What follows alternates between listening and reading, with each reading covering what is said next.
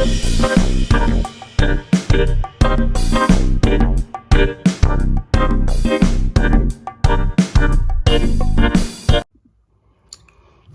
hello there. It is your mom of three and NYC, and I'm back with another video.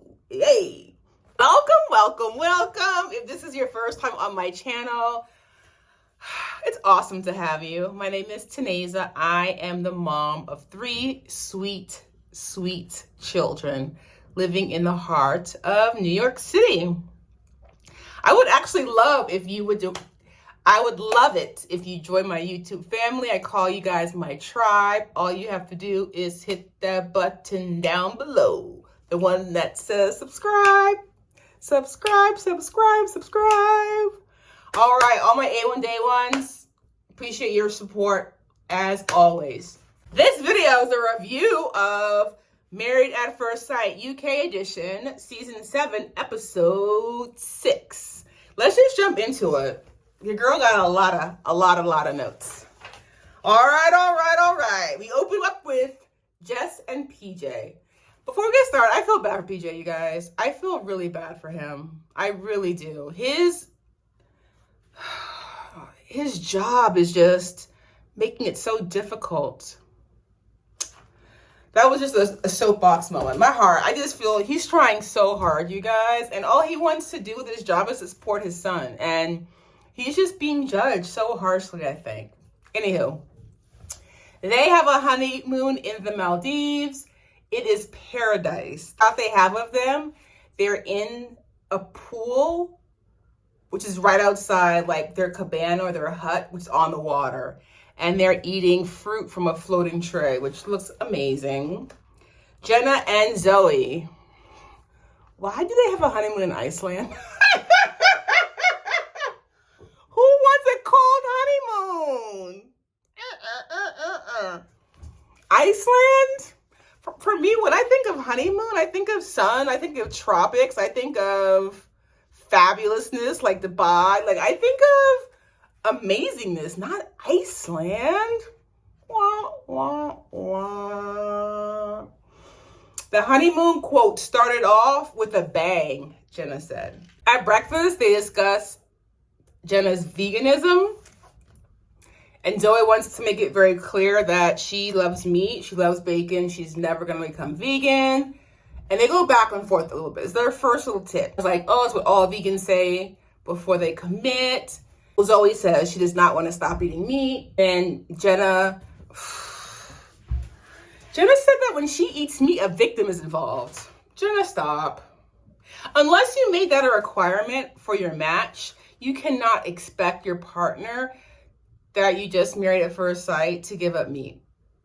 You can start to introduce meatless options, but it was too early for that. Too soon. But it concerns Jenna. It does. I put in my notes, how is Iceland romantic? Like when you think of a honeymoon, you think of romance, you know? Beachside dinner. Laura and Richie, you guys. If you remember, Laura and Richie got married in episode 4, I believe. Laura is the divorcee, had a very wealthy husband, divorced him, got nothing. She had signed a prenup. She works at a burger joint and has always dated like the rock star. Richie thinks he used to be a rock star. Richie lives with his parents and has never been in love. And Richie is 51. They have a Bavarian honeymoon. And even Laura says she would have chosen somewhere hot. They both see why the experts match them. Keisha and Kwame, they end up sleeping in the same bed. Keisha kept on. She woke up with a full face of makeup, and I am here for it. I'm not even mad at her. I'm not even mad. She wants to be her best. I'm wondering, did she fall asleep in the makeup? But I don't see makeup on the pillow. Or did she take it off and reapply it? Either way, it's flawless. She's putting her best foot forward. I said, but did she sleep in a towel? Like, that's what she woke up in. A towel. You know how when you get out the shower or you're going to a sauna and you wrap the towel around. She woke up like that. Not lingerie, not evening wear, a towel. I wonder why, Keisha. Again, I mentioned this in my last review. Was none of Kwame's family at the wedding? And they didn't even bring it up. Like, it's like don't talk about it. And they're alive. It's not like they passed away. No, he has a full family, a full mother, a full father, a full family, and no one's at the wedding. Only his boys are there. Jess and PJ. PJ asked Jess how she's feeling about him being a stripper. Jess wants someone that's with her. This is a cop-out answer. I'm going to tell you that right now. The reason that she's upset, she says, is because she wants a mate. She wants her partner with her on evenings and weekends. And because of his job, that's what will prohibit that from happening. That's a cop-out answer. You can't really be truly honest about that answer, but that was a cop-out answer. He said he's willing to quit it for her. PJ is trying so hard, you guys. Jess feels they are friends and feels bad. They're definitely in the friend zone, she said. And she feels bad that PJ is willing to do that. But Jess, that's what marriage is about, though, sometimes. I think it's early. Don't get me wrong. I think PJ is jumping the gun here. I think it's an after decision day decision. But I understand that people who are married make sacrifices for their marriage. Marriage is sacrifice. It is. It's saying, you know what? I would rather do this, but since you really want that, I'm going to go along with you. That's what it is. That's what it is. Sacrifice and compromise. She said that she wants to get to know each other better to see if they have a future together. And that's a problem. On one end of the spectrum, you have Zoe, who's like, this is not just an experiment. This is the rest of our lives. And then you have Jess, who's like, if it works out, we'll see. No, you all are married. Make it work. Make it work. Make it work. The look on PJ's face when she says that, you guys, heartbreaking. He wants to commit now. Keisha and Kwame go to the Maldives.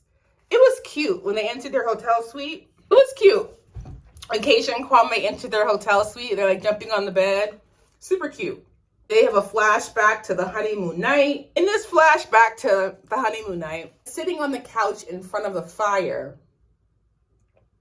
and they're talking. They're still in their wedding garb.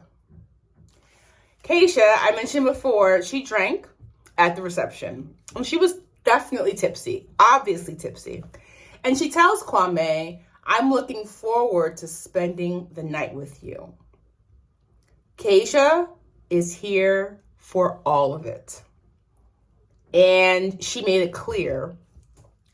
And I think she also made it clear, she gave Kwame the green light, like, I'm here for it. I'm 100% down. Wah, wah, wah.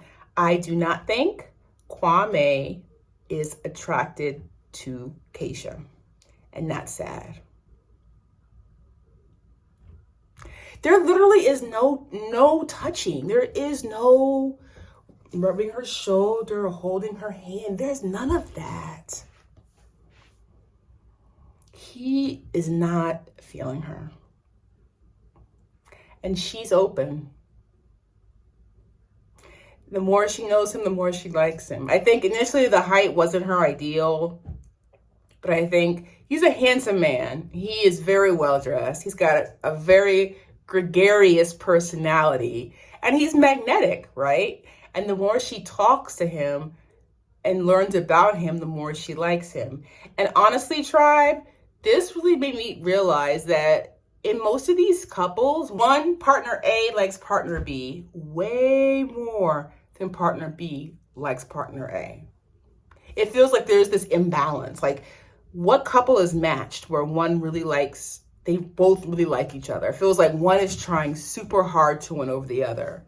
And I'm sad for Keisha because he says, I wrote it down, we're not here for foolishness, we're here for realness. When Kwame says that, Keisha looks disappointed.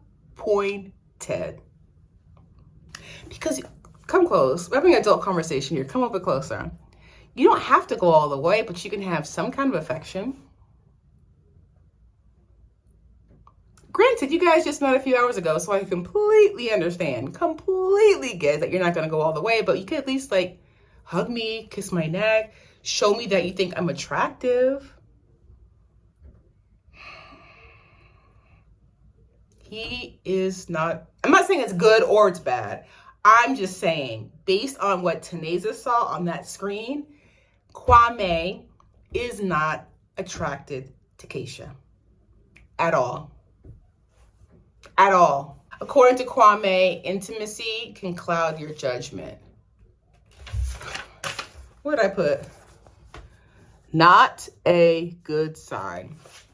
For a man as, like I said, gregarious, outgoing, extrovert, I mean, he's just bouncing all over the place. Even like when the producer, the B-roll, when we first meet him, he's like dancing in his Ghanaian outfit. Like, he is full of life and vigor. He, if I were to guess, was a ladies' man. If I were to guess. I think he saw his opportunity, married at first sight. It was like, oh, I can be on TV, international TV. Like, oh. Some people really want to be stars. And he's like 40, but some people really want to be TV stars. They truly do. And his family was not here for it. They were not here for the mess. They weren't. And that's why they didn't show up at the wedding. How seriously is he taking this if his family's not involved at all? I put Keisha is physically attracted to Kwame. Kwame said he wants to get to know Keisha on a deeper rooted level. No, that's not true. He's just biding his time. Biding his time. This is giving me I'm not sure if you're watching the U.S. Nashville Married at First Sight. The episodes are airing now. He's giving me very Heiress vibes. Heiress and Jasmine, very Heiress, and she's giving me very Jasmine vibes, and that's not good. Laura and Richie. So they're in a jacuzzi. Laura looks great in a bikini. Richie calls her a diamond. In this relationship, Richie likes Laura way more than Laura likes Richie. I said Richie is feeling Laura, but is Laura feeling Richie? Question mark. Laura doesn't look particularly happy that she might be Richie's first love at 51, living with his parents. She said that it's a lot of pressure on her. She's been married, divorced, 2 grown kids. She's lived a life, and he hasn't. Keisha and Kwame go salsa dancing on their honeymoon. Keisha is enjoying herself. She said that she is ready, willing, and able. Her quote, not mine. Let's just do it. She is trying her hardest to make like sexy eye contact with Kwame. She is on more makeup than usual. She is grinding him, and she says that she feels spicy. She is tipsy. She's tipsy. She's feeling the alcohol. And it's her honeymoon. She's in paradise, girl. Girl, enjoy yourself. Quote, what I want is what I want. That is Keisha's take on the evening. Kwame's take on the evening, I love our conversation. What? Huh? You love our conversation. I was, Kwame, wah, wah, wah. He says that she's ready, I'm not. Not a speedboat, it's a yacht. Jess and PJ take a romantic boat trip. I thought it was a romantic boat trip. PJ's trying really, really hard. There are sharks that circle the boat. So I was like, oh man, like they're brave. And PJ is like huddled in the corner. Jess wants to go in the water. I said, but why? PJ doesn't want to be a wimp. He wants to be her protector. Jess says she wants PJ to protect her, but he decides not to go in the shark-infested waters to get a closer look. Jenna and Zoe. They both seem like outdoorsy. Jenna is taking it day by day, and Zoe is looking more forward in their relationship. Laura and Richie take a horse and carriage ride. This is, quote, the most romantic thing Richie has ever done. Jenna, it was uncomfortable watching this scene. It was uncomfortable for the viewer, me, Taneza, looking at how uncomfortable Laura was in the carriage ride. He was like putting his arm around her, trying to snuggle her.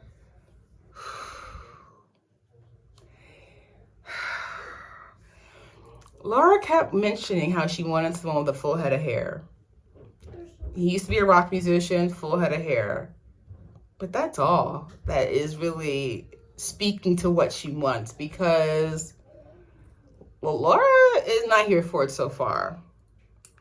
I said in my notes, it seems like one person likes the other much more. Richie looks weird. He does. Something happened. Or maybe he's just like delayed a little bit in interaction, but where has he been for 51 years? Where has he been? He is so awkward and weird. Keisha and Kwame. They sit down for dinner. It's their last night on the honeymoon. Keisha has pulled out all the stops, including a red lip. Kwame, she says, takes longer to get ready than she does, even with a full face of makeup. And this is Kwame. Like, I think it's just he can't help himself. I think he is flirtatious by nature. So he makes the statement, I shave everywhere. And Keisha's like, I wouldn't know about that. He does throw out, and that's what's like maybe confusing to Keisha, when he makes sexual innuendos but doesn't follow through as it pertains to her. I think it's just like his nature. I really, really do. I think that he's a ladies' man. I do. And sometimes these lines just slip out. They're not directed at Keisha. He's not attracted to her per se. He's just a ladies' man. Watching Kwame talk to Keisha at dinner, I'm almost 100% convinced he's here for the vacation. 100%. 100%. He's here for the vacation. Jenna and Zoe. I started to get concerned.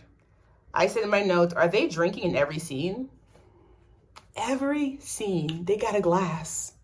And different glasses, right? They have a pint of beer in one scene. They have red wine in one scene. They have white wine in the other scene. But I said, you know what?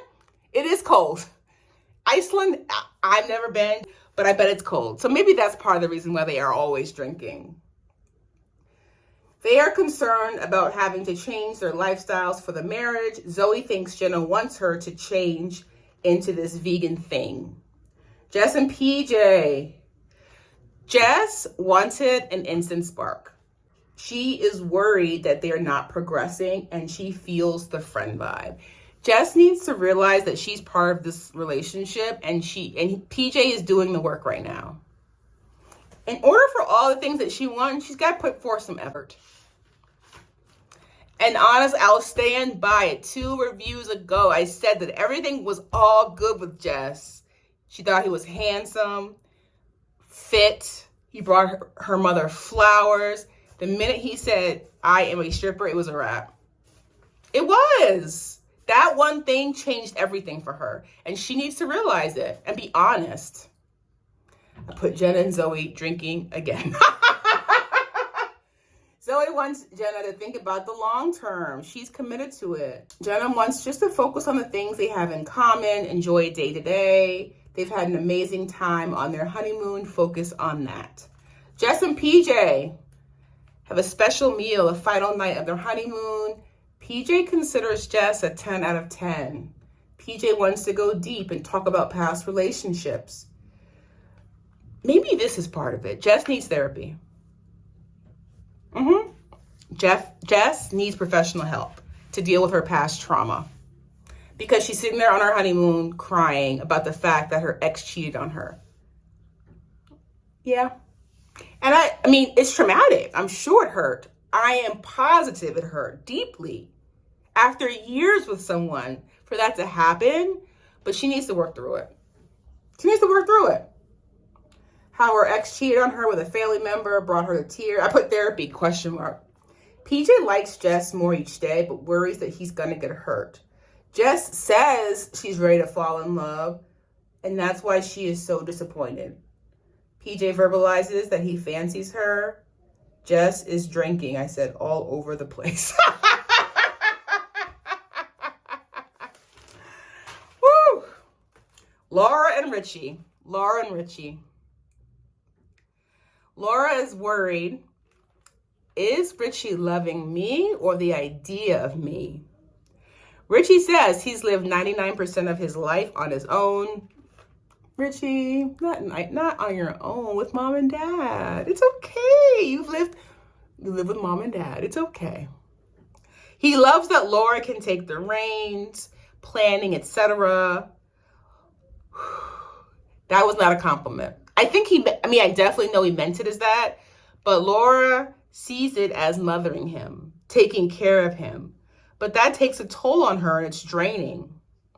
He has all the love in the world to give, but doesn't know how to. Laura is disappointed in Richie. She wanted someone, like he likes the fact that she can take the reins and plan things. Laura, she wanted someone that takes charge, that could pick her up. Richie thinks that they are the golden couple. Laura is terrified. You guys, it's getting stressful now.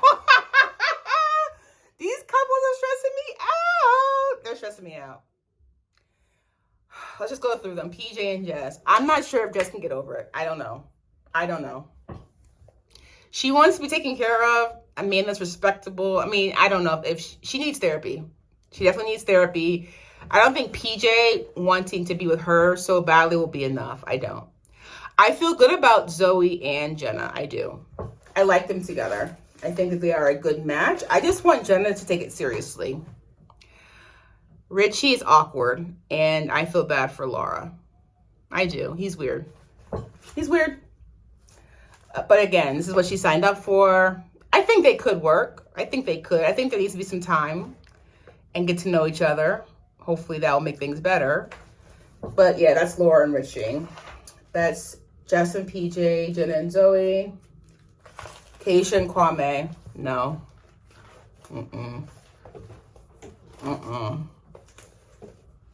Unless, I don't know, maybe the more he gets to know her and like what a boss bee she is and how she's got her stuff together, that will grow the attraction. Another thing I just thought of, the fact that she wants him so much is turning him off. I think he likes a challenge. And the fact that literally the first night they met, she said, I can't wait to sleep with you, that was a turn off for him. That's too easy. I think that's part of it too. I'm not convinced that Kwame came on this show for the right reasons. Now that he's on this show, I'm not sure. I think he wants to be a star, to be honest with you. I think that he's trying to break into TV and movie career. With some free vacations. And I feel bad for Keisha because she deserves a good man that adores her. Woo, but we're going to see. All right. This has been so much fun. As always, I love to hear your comments, your concerns, your relations in the comments below. Woo, we are in deep, you guys. We are in deep. It has been awesome chatting with you guys, and I look forward to seeing you in our next review. Bye for now, tribe.